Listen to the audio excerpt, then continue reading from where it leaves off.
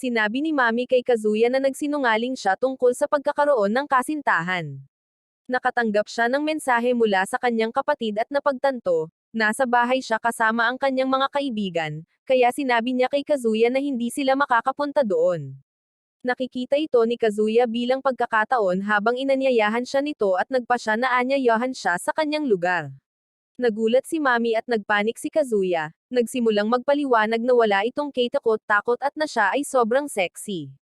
Pagkatapos ay sinimulan ni Mami na tapikin ang kanyang ulo at si Kazuya ay nagsimulang makaramdam na parang basura para sa pagtalon sa mga conclusion at hindi tumayo para kay Chizuru. Sinimulan ni Mami ang pananakit kay Chizuru, sabay sila ng ganito at iyon ang nagpapasaya kay Kazuya. Nagpasya ang grupo ni Kazuya na pumunta sa beach at nagulat si Kazuya na gusto rin siya ni Mami na sumama at hindi siya galit sa kanya. Sinabi nila sa kanya na imbitahan din si Chizuru, ngunit ipinaliwanag niya na ito ay masyadong biglaan, kaya hindi niya ito nakuhang pumunta. Palihim, nagagalit si Mami na may nililigawan si Kazuya wala pang isang buwan pagkatapos nilang maghiwalay at nagpasyang hiwalayan sina Chizuru at Kazuya.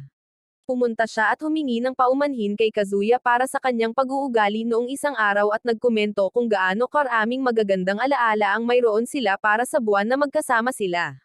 Napagpasyahan pa nila na ang kanilang anak ay tatawaging Maya, ngunit ngayon ay hindi naisi silang si Maya.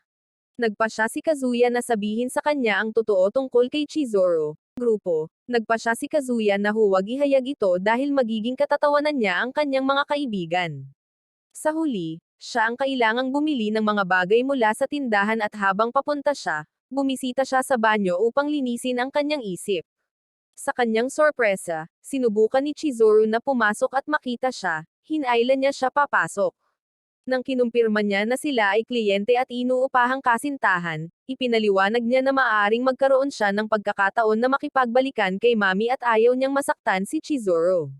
Nakakainis si Chizuru, na nagsimulang sumigaw sa kanya, na nagsasabi sa kanya na siya ay isang kliyente lamang, ngunit pagkatapos ay narinig nila si Mami sa labas na nagtataka kung si Kazuya iyon.